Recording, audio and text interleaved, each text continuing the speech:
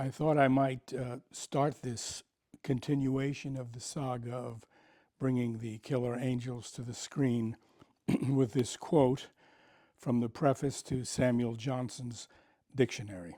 He writes, "I have protracted my work till most of those I wish to please have sunk into the grave, and success and miscarriage are empty sounds.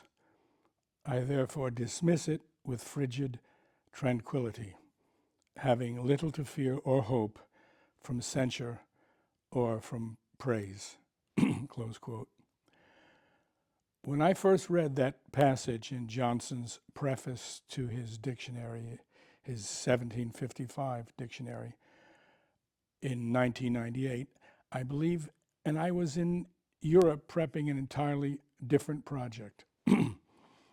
I remember being stopped in my tracks because it is such a melancholic and sad and heartfelt admission that in the 9 years, I believe it took Samuel Johnson 9 years to comprise that dictionary, which was the first dictionary, the first comprehensive dictionary in the English language. In the 9 years he labored over that, he had assistance, but much of the time he was alone. And as he says, the very people he most wanted to impress with his work, whose praise or criticisms he was most eager to hear, were no longer with him. As I say, it stopped me in my tracks because it was a reminder of what we all know all too well, that our time is brief, and that when measured against the time it takes to do anything worthwhile, there's much in the balance. So I wanted to start with that quote today because, as we know, from the time I read the book, The Killer Angels, in '78, until the time it was in theaters, 1993, 15 years had elapsed. Well, at that time, it seemed like an eternity to me. But now looking back on Gettysburg, the movie, which was released 32 years ago, I can understand that that 15 years is just half of the time since the movie was released. So it's all relative, isn't it? Well, excuse me, as I left the story off in the previous section of these interviews, we were in 1980, and I had just heard the screenplay for the first time backstage at the Mark Taper Forum, and which gave me the resolve to hunker down and take the time that it would need to get the thing financed, to get it made. Now, in 1980, to put things in perspective, we were only 5 years out from the end of the Vietnam War, and we were still very much in processing the grief, the sorrow, the disappointment, the tragedy, the loss, and the disappointment of that war. We were surrounded by veterans. We were surrounded by many veterans who had lost limbs, whose lives had been altered. So there was not an eagerness on the part of Hollywood executives to do anything like war movies. In that moment, there was a reluctance. There was a feeling that the American audience just didn't want to go there. In addition to this, there was a perception in the industry, at least among those executives that I encountered in those years, that there would be no interest in the American Civil War. That to some of these executives, not all to be sure, but to some of these executives, the Civil War seemed like ancient history. You might as well be talking about the Peloponnesian War. They couldn't relate to the subject matter. Now, mind you, as I said in the earlier interview, I didn't approach this project from the point of view one morning saying to myself, Ron, I really want to do a movie on the Battle of Gettysburg. That's not how it happened. Nor did I have an interest in making a movie that took place during the Civil War. It's not how this project emerged. It started with me reading a terrific novel. And as we now know, decades later, a novel acknowledged as an excellent, fine piece of American literature. And I wanted to tell that story. I wanted to live with these characters and bring this story to the screen. So it was a response to a specific book. In 1980, my first theatrical feature, Little Darlings, was released, and happily for me, it was a box office and critical success and opened a lot of doors. And in that time frame, I had already met John Peters and Peter Guber, who were at that point in time operating a company called Polygram Pictures. John offered me a couple of movies, and what I wanted to do already by 1980, when I had my first screenplay, was The Killer Angels. But I hadn't yet done movies that would lead anyone in Hollywood to think that they could trust me with a big war movie, a big historical epic like this. That was part of the problem, in addition to the fact that the subject matter didn't necessarily appeal to anyone in a position at that time to what's called in the industry green light pictures.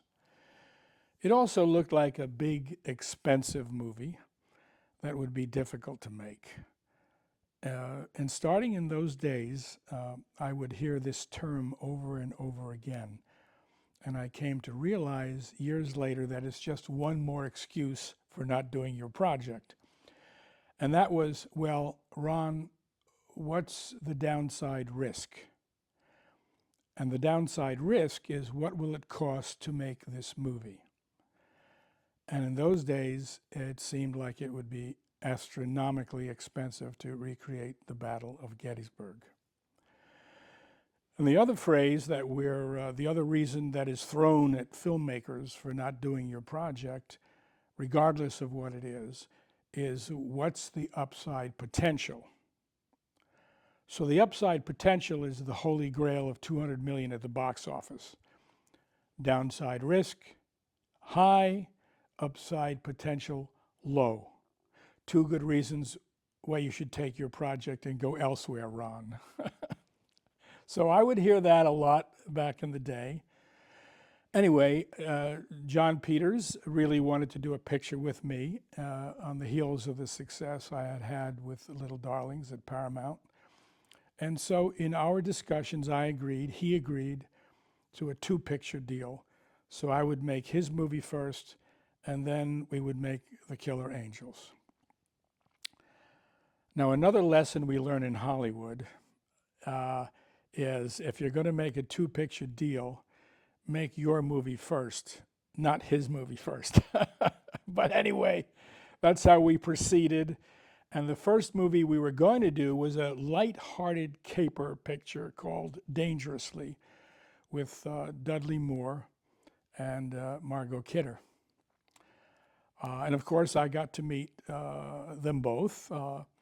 And Dudley Moore, what a funny, funny guy. I mean, he was funny all the time, not just when the cameras were rolling. Well, as anybody who knows anything about film history knows, that movie was never made.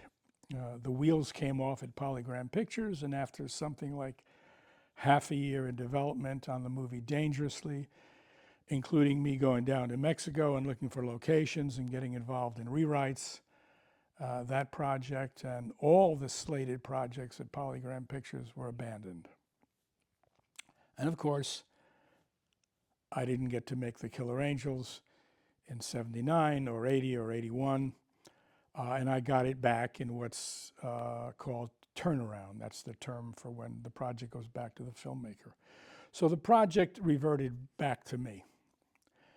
And that led to more meetings and more meetings and more pitch meetings. And at that time, I was a client of ICM, International Creative Management. Jeff Berg was my agent. And I took a meeting here and a meeting there on this back lot and that back lot, and a pitch here and a pitch there. It wasn't happening. I went on then to do The Night the Lights Went Out in Georgia. And I think everyone on the crews I've worked with in those intervening years, in the casts and in the crews since those early days, they all had to endure me going on at lunch breaks or dinners, listening to me talk about the Battle of Gettysburg, the Killer Angels, and all the characters of the Killer Angels. So I'm sure they all got their belly full of Ron talking about this project, which was my dream project. Well, by the time I started working on The Night the Lights Went Out in Georgia, Michael, Shara, and I had developed a genuine friendship. It was beyond a business deal. It was a friendship. And I would call him now and then to report on the progress or lack thereof on the project. But our conversations roamed into other areas.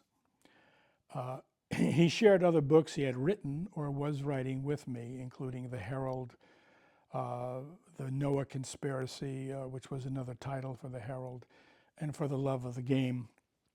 And over time, he encouraged me to option these novels as well, thinking that after making The Killer Angels, we could continue and do more projects together. Michael came up to New York, where I was living at the time, on more than one occasion, and we both discovered that we both had a love of folk songs. I had an upright studio piano in my apartment in the city. I don't play the piano, but I have friends who do. And we would sit around the piano and sing Irish and Scottish and English folk songs. Michael had a great love and passion for that, as did I. And occasionally we'd break out a Gilbert and Sullivan score and sing our way through the Pirates of Penzance or HMS Pinafore. So we shared these eccentricities together, and as I say, developed a wonderful friendship. I got to meet his wife, Helen, and his daughter, Lila, and was told at the time that he had had a son, but the son had perished. When I started to film The Night the Lights Went Out in Georgia, Michael flew up to visit during the filming. He had his own plane, I believe it was a Piper Cub, and he flew up to the airport outside of Chattanooga from Florida. We were based in Chattanooga for that movie, and he stayed there for a few days during the filming. This was a movie we made with Don Stroud, Dennis Quaid, Christy McNichol, and Mark Hamill. A redneck country film with a lot of performance in it. It was a joy to film. Well, one morning I woke up and there was a note under my door in my hotel room, and it was from Michael. And the note said, "Sorry about your actor, but I think he'll be able to work today." And I thought, well, what is this about? Well, I soon heard over breakfast that the night before, Michael had had an altercation with the actor Don Stroud. Now, Don's a big fella, and Michael was a big fella, and they exchanged some words over drinks. And the next thing you know, Michael had, with one punch, knocked out Don Stroud. Stone cold, knocked out. I don't think Don had to work the next day anyway.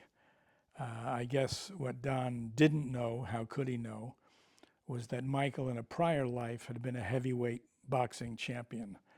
I think he was boxing in Jersey City back in the day, and Michael could be a tough character. Well, we continued our friendship. Michael never had occasion to knock out another one of my actors. And some years later, I was doing a picture in Florida with Haley Mills and Tom Skerritt, Parent Trap 2, and Michael visited that set. I stuck Michael in a scene. There's a scene in a bar where you can see Michael Shara there in the crowd of rowdies on the table next to the one with Haley Mills and Tom Skerritt. And a few years later, Michael and Lila visited me at the Cannes Film Festival. In those days, I would go to the Cannes Film Festival like every other year to try to do business. principally to try to look for international partners to do the Killer Angels. And of course, needless to say, it never did work out. But I would be on the Croisette, which was the beach area where all the hotels are.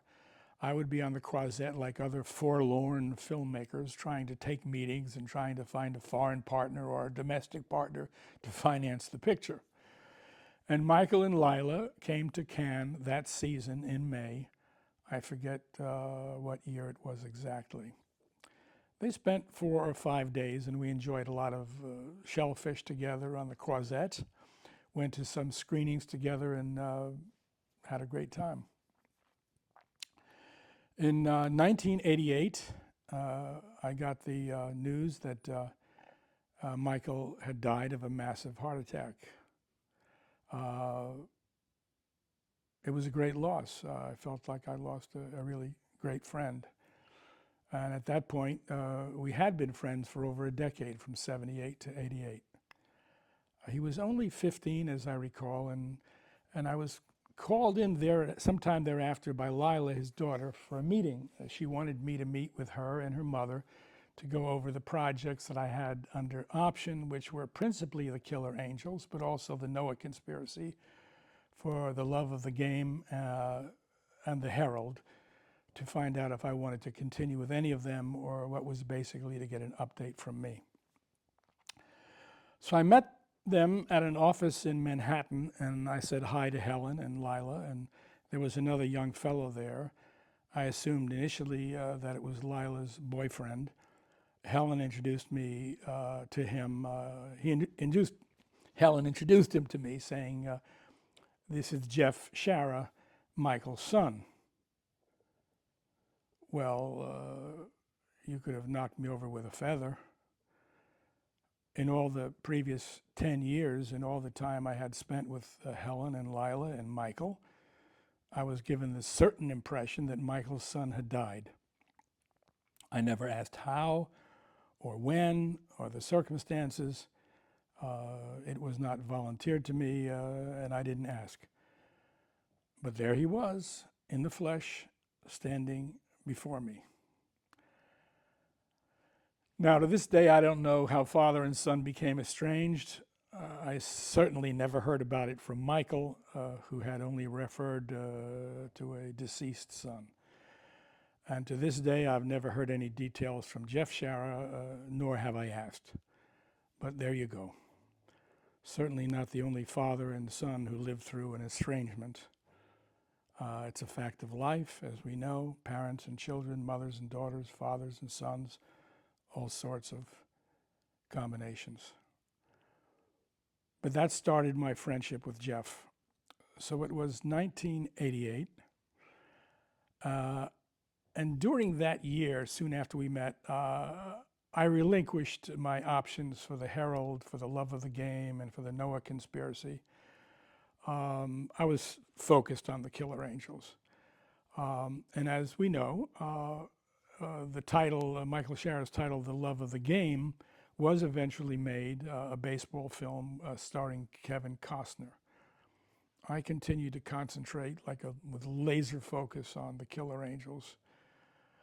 Now, skipping ahead from 88 to 92, the summer we were filming the Killer Angels, I invited all the Sharas to visit the set.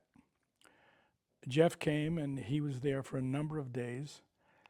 And I think sometime before the filming was over, or soon after, I received a letter, a poignant letter, a handwritten letter from Jeff Shara, letting me know how meaningful it was for him to be on the set to see his father's work come to life. More than a year later, when the film was released and there was a soundtrack album, Jeff told me this story. He took a boombox out to his father's grave, put on the CD of the Gettysburg film music, and played the entire score at his father's grave in a posthumous reconciliation. So we return to Samuel Johnson's confession. which he had written 233 years before. And I quote again, "I have protracted my work till most of those I wish to please have sunk into the grave."